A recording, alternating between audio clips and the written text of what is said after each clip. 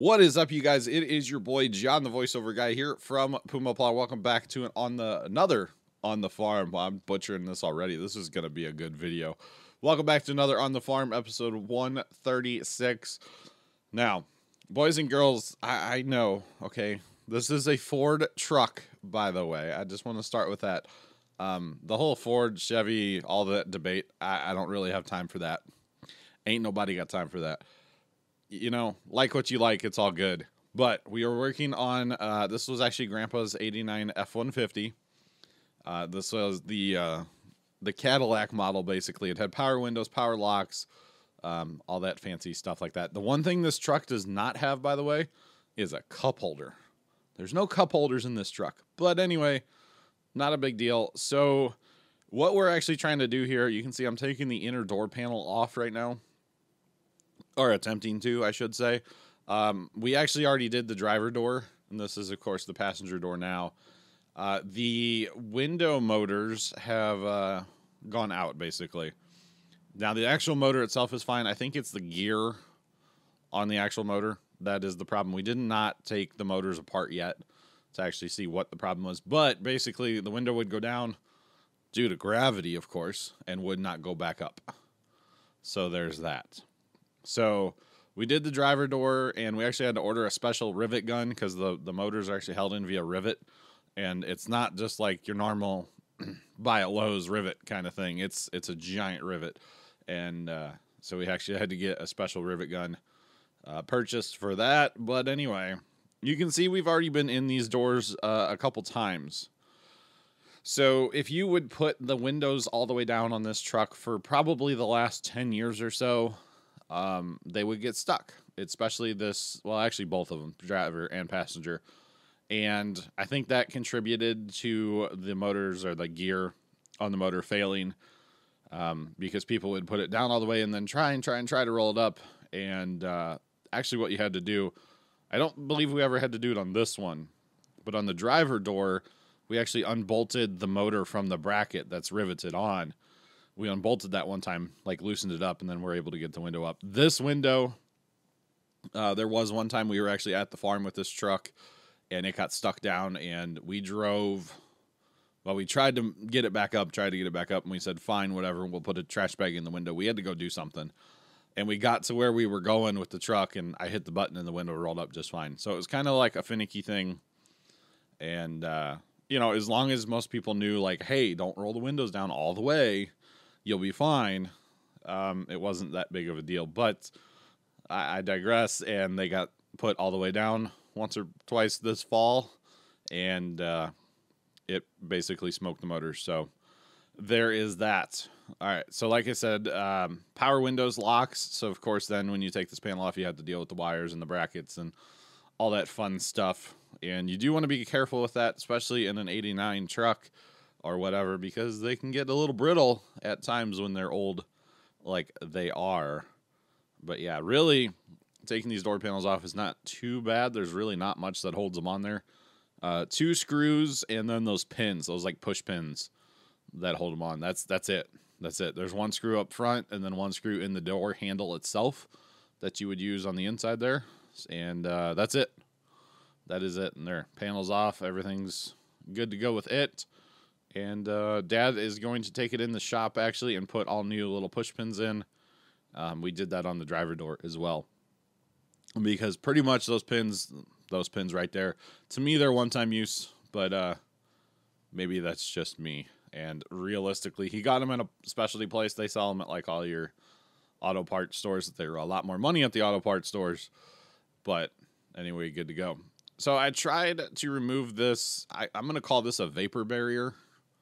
I guess it helps keep some of the cold or heat out, depending on what time of year it is, and moisture as well. And we tried to just like pull it off, but it was bad. So we had already cut some of this in the past to get in here and free up this motor in the past. So I figured, why not cut it the rest of the way and just get it done. So here's the actual door handle on the inside. We need to remove that to make life a lot easier. Why did I remove that? Oh, to get that plastic down farther, so I didn't have to cut the plastic even more. And you can see I'm kind of struggling with it Kind of struggling with this one. The driver door, we didn't have this problem. So I'm not sure why the driver door, we didn't have this problem. Because on this door, there's a very particular reason we had this problem. And we'll see that here in a second. But yeah, to get that plastic down out of the way a little bit more so we could get in there and take care of those rivets that are holding the actual bracket on that the motor is bolted to. But you can see I'm having all kinds of problems with this bad boy here. And I know I don't have my blue gloves on. I really should have had my blue gloves on the whole time working on this because I like those blue gloves. You know what I'm saying? I'm all about the blue gloves. But for some reason, I just didn't think about it, didn't put them on. So there is that. Not a big deal. Not a big deal. Realistically, I only cut out a couple minutes of footage out of this whole project. So this probably took about 40 minutes. So I cut a little bit out, you know. But realistically, for an amateur doing this job, I don't think it's that bad to take about 40 minutes maybe. And I did some of it before lunch and some of it after lunch. So, yeah. So here is the reason I was having such a problem taking that bolt out. There's Loctite on it. There's blue Loctite. And if you guys know anything about that, it glues them in basically and holds them tight, which, you know, that's the job of the product called Loctite, is the whole thing's nice and tight. So I did put the bolt back in so I didn't lose it. And we need to take this bracket off as well just to get it out of the way. And FYI, the corners of this bracket are very sharp. I scratched up my pinky pretty good on it. And if I would have had my blue gloves on, I probably would not have done that. But that's okay. It's all good. It's all good. And you can see there is the wire there for the power lock. So this bracket will not come off the truck. It'll just kind of get put down, turn to the side kind of thing. But it'll be out of our way because that hole right there is where the motor and regulator will be coming out of the truck. And, yeah, so there's rivets. Lots of rivets. I guess I had already started to grind on this rivet here. So you can see I'm going to punch out the center of it, which is not all that you need to punch out, of course. And it was kind of a bear. Not going to lie. These rivets were kind of annoying. But with the proper tools, it's not that big of a deal. Of course, I was trying to be as careful as possible because I don't want to nick up any of the paint on the inside of this door or the wire for the power lock or anything else. I just want to be careful about this and do it the right way, basically. So here I am with our 18-volt DeWalt. Not sponsored, by the way. I would take it, DeWalt. Thank you. 18-volt DeWalt right angle grinder, basically. And you got to grind the heads of the rivets down far enough to where you can punch them out with a punch and a hammer. And like I said, I was trying to be very careful. I really didn't want to hit that wire for the power lock there. I didn't want to mess that up, you know? It would not be a good thing to mess that up, so trying to be careful here and do it right. And I realize you guys cannot see crap right now with that plastic flap in the way, but hey, it's all good, right? I love the color, by the way, of the paint on the inside of this door panel because it's never seen sunlight. It's never, you know, been hit by rain, anything like that. Like, that's what the truck should look like on the outside. You can tell how faded this truck actually is. So there I punched the center, and I kind of forgot at the time that I needed to punch out the rest of it. But, you know, one thing at a time, one step at a time, and I'll get it all out eventually, right? Maybe. But yeah, it just makes you realize how good the truck used to look. That color blue back in the day is quite awesome, not going to lie. So there is that. There is that. All right, back to the grinder. Back to the grinder. Gotta love that grinder, guys.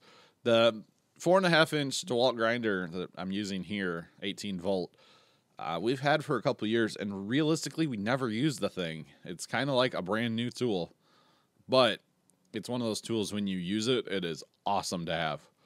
Like, super handy to be able to go cordless with a grinder. Just saying, I'm all about it. I am all about that. But just a little nervous about grinding too much. Because, see, Dad did the driver door. Okay? And Dad did not hit any of the blue paint with the grinder. So I had to live up to that. You know what I'm saying? Like if he's gonna do that, not hit any of the blue paint and do it real good, you know, I have to live up to that. You know what I'm saying? So I was taking my time, being very careful and cautious here, and I did not want to hit any of that paint. Of course, I did hit some on that rivet. I think you can see it just above that rivet. I definitely got a little bit of it. For the record, I am wearing safety glasses while I'm working on this because the sparks were getting in my eyes at first, and I'm like, well, that's not good. That's not good at all. So throw on the safety sunglasses and go at it like that. All right, so then I switched to a DeWalt drill, 18 volt as well. Dad used both on the driver's side as well. He used the grinder and then the drill, kind of went back and forth. And I figured I would do the exact same thing over here. And it actually worked fairly well using the drill to get in on these. It definitely helped out. The problem I was having with the top two rivets, there were 4 rivets. The top 2 were actually spinning. So if you guys have ever had to remove rivets that are spinning, it's kind of just a little bit of a nightmare. And that's where the grinder would come in handy, because obviously it's not going to spin with the grinder. Or you just get a hammer and a punch and just beat the ever-loving crap out of it, right? That might work. I'm not sure. That just might work. So there is that. Okay.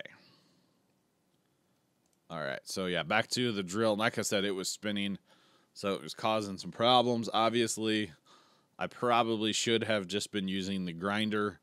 But at this point in time, the drill was working out fairly well for me. So it dropped inside the door there, and I forgot to unhook the wire before it dropped. So it was a bit of a challenge here to get at this wire harness and unplug this thing. But we made do. There's of course a little safety latch in there, so it doesn't come unhooked. So there is that. All right, so. Then we swing this thing around, and we get to wrestle with it down inside the door.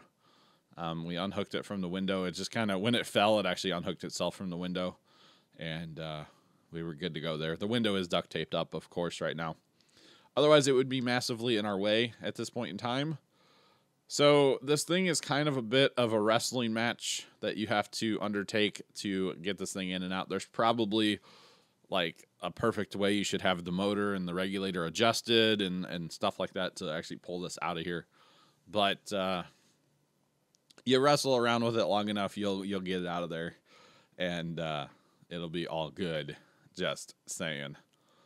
But I actually got caught up on there's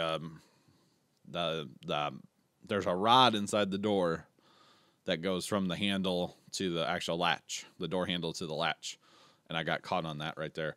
And then I'm going to blame the jump here in the video. By the way, there's a little jump coming in the video here.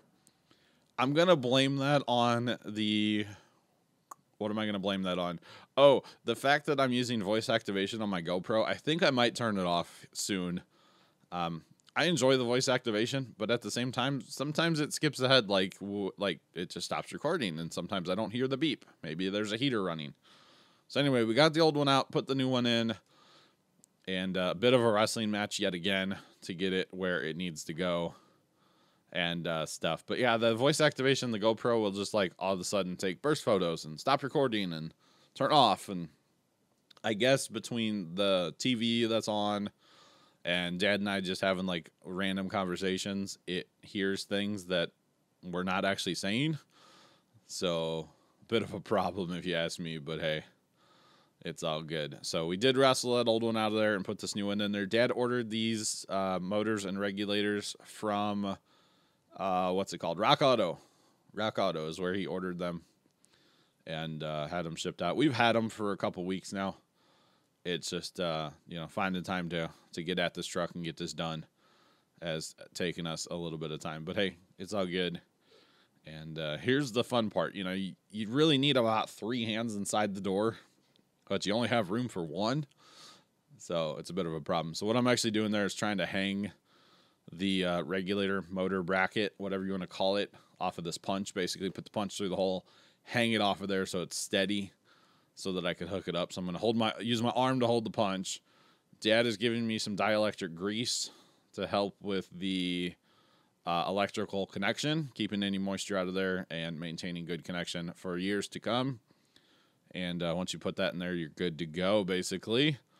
And we will plug it in. Of course, it does have like a rubber boot over it, so you want to make sure that rubber boot is pointing in the downward direction. So if any moisture was to get in here, gravity would take effect and get it out of that plug so that you are good to go. So there's that. There is that. All right, so that's hooked up, and then we need to actually hook it to the window itself. I was going to say motor, but to the window itself. So this is where having an extra set of hands, aka Dad, is very, very handy, because without him, I would probably not be able to hook this up by myself. Maybe, but it would be a nightmare. You know what I'm saying? So it was nice to have Dad. On the driver side window, I was basically the support guy, and Dad was the one in the seat doing it. And I wanted to give it a shot, basically. You know, I watched him do the other side, and I'm like, I want to do that. And I'll put the GoPro on, and I'll film it. Why not? I was not actually going to film this project at all because, you know, the whole, like, Ford, Chevy, all Fords break down, you know, that all that stuff, you know. But I figured, hey, why not share what we're up to with you guys and make an interesting video at the same time? At least I think it's interesting, you know. I like it. Anytime you get your hands... Well, I would say hands dirty, but, you know, I wear the blue gloves so much. But anytime you can get in there and do something, you know, it's kind of fun. It's fun working on stuff and tinkering with stuff. And the farm is the best place for all of that, of course. And, yeah, it's a good time. It is definitely a good time. So there is that. All right, so I'm trying to get the, I don't know what you call this thing, the arm, the regulator arm. I'm trying to get that little plastic piece in the track for the actual window itself. And, yeah. So this is what I would call the older style of power windows, where it's basically a motor with a gear and an arm that goes up and down that slides on the bottom of the window. The newer ones have, like, all these cables and stuff. We've had to work on some newer cars before with windows. And they're not fun. They're not fun at all. These aren't bad, really. This old style... Not too bad. I wouldn't mind working on these, you know, more often. But at the same time, the hope is that we don't have to work on these at all. That's the hope. If we don't have to actually work on this truck again with this particular problem anyway. Because I will not be happy if we have to do that. Just saying. I will not be happy. But, you know, it's like the old thing of once you know what you're doing, it's not that bad. And that's exactly what it was on here. Because the driver window, I would say, took probably twice as long, maybe. And actually, it took like 2 weeks because the rivet gun that you guys will see here in a moment, we had to order that. We don't actually have a rivet gun at the farm. We've never had a rivet gun at the farm. And we went and bought one from Lowe's. But it didn't go big enough, basically. So we had to return that and then get like the Mondo rivet gun from Amazon, I believe, is where we finally got it from. So it does come with new rivets in the kit for doing this these windows here. And yeah, just getting everything lined up. You want to make sure, you know, you're pretty well lined up. That's what I'm using that punch for, is to help me align things a little bit better and all that good stuff. So here we get to get the big rivet gun here in just a second. This thing is ridiculous. It'll do 4 different sizes of rivets. It's massive. It's reminds me of like a bolt cutter almost, because like the size and the feel of it. But at first here anyway, I'm just going to give these like one pump to kind of hold them, but not all the way down on them quite yet, if you know what I'm saying. Making sure that we're aligning everything and getting it in there just like it should be. Because we wouldn't want to have it like misaligned and then tighten one down and then have to get the grinder out and grind it back off, you know. I believe it did come with a couple extra rivets, but still, that we shouldn't have to do that, you know what I'm saying? Do it right the first time, take an extra minute or two, and do it right, and you'll have better results. You'll be good to go.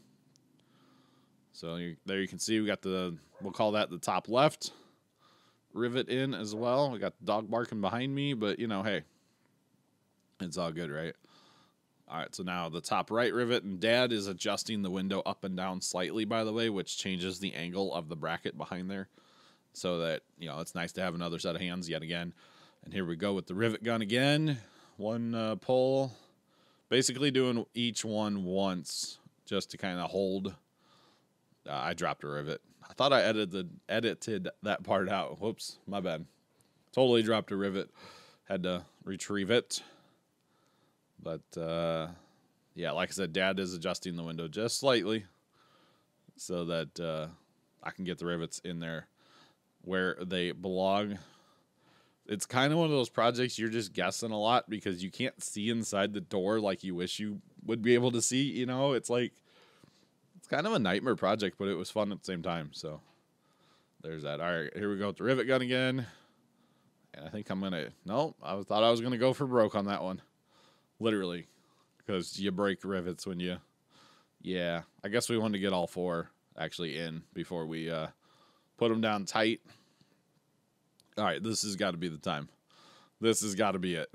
Let's go for broke. Let's do this. I believe it's only 2 pulls with this gun breaks them. Oh, man, come on, John. Do it. Come on. You can do it. Maybe. No, is it 3 pulls? Must be 3. There you go. And then it's actually really cool. You open the jaws back up, basically, and tip the gun up, and they fall into that little tub, whatever you want to call it there. That little cup thing in the center is where the stem of the rivet falls. It's kind of neat, so that you don't have them laying all over your shop. And yeah, it you know, prevents you from making a mess, basically. So checking the rivets, good to go. Should be all right. That one was like... that one was weird when I took the motor out as well. It was just kind of a whole thing. So yet again, I'm blaming the jump in the video on the GoPro. I thought it was recording, but I guess it wasn't. So I actually used a zip tie to help pull that door handle through the panel there. It worked out quite well, having something that I could fish through there and pull that handle through with. But yeah, so putting this door panel back on. They're kind of a bit of a nightmare, but not too bad at the same time because you got to fight with the door handle. You got to fight with the door lock up here on the top right. I learned my lesson here in a second. Rolled the window down. That helped, actually. So there's that. And then, like I said before, it's 2 screws and those, what are those called? Little things, you know, the little pins. That's what we'll call them, is pins. Sure, right? So, like I said, I'm fighting with this thing pretty good. The window does work quite well, by the way, both sides, driver and passenger. And we're good to go on that front. So, yeah, I'm going to pop this door panel back in here. And I'm getting serious now. I'm standing up, boys. I just wanted to see better, that's all. And the biggest reason, by the way, for no actual audio in this video is that 150,000 BTU heater sitting there. It was on the whole time because it was cold this day. And we're obviously not in our, like, quote, heated shop area of the shed. We're just out in, like, the big part of the shed. And it was a little chilly. It was actually, after running the heater for a little bit, it wasn't bad out there. Plus, I had halogen lights behind me. I had 1,000 watts of halogen light shining on my back. I believe those are 500 apiece. And it was kind of nice and warm then once I had those halogens warmed up and the 150,000 BTU heater running. So trying to align those pins inside the door here. Honestly, a lot of it is guessing. You can see a couple on this edge here, but once you get them lined up, you just take your hand and start taking out your frustrations on that door. You know what I'm saying? You got to smack them in pretty good. I could use like a rubber mallet or maybe a dead blow hammer or something like that, but your hand works, you know? Your hand works. It hurt a little bit, but hey, that's all right. You take out your frustrations, right? So there we go, putting the screw back in the door handle itself. You actually kind of forget that screw is there because you don't see it. You don't notice it. It's kind of out of sight, out of mind kind of thing. And yeah, we should be good to... I had some problems aligning that screw, but we're good to go there. And we are all good to go with this window project. I did put the other screw in, and you can see the window works quite well. We did clean up the duct tape residue on the top of the window as well after that. But hey, the Ford F-150 is good to go for another 20 years maybe or something. I don't know. So I figured I would film you guys a sunset. It wasn't much of a sunset. I got out there a little too late. But hey, I do appreciate you guys watching another on the farm as the sun sets. Oh, you can see the camera like auto adjusted there to make it brighter. As the sun, it keeps doing that, doesn't it? It makes it like brighter and brighter and brighter. I thought this was still pretty cool, even though there's like no sun. But anyway, thank you guys for watching. Have a great rest of your day. And as always, toodles.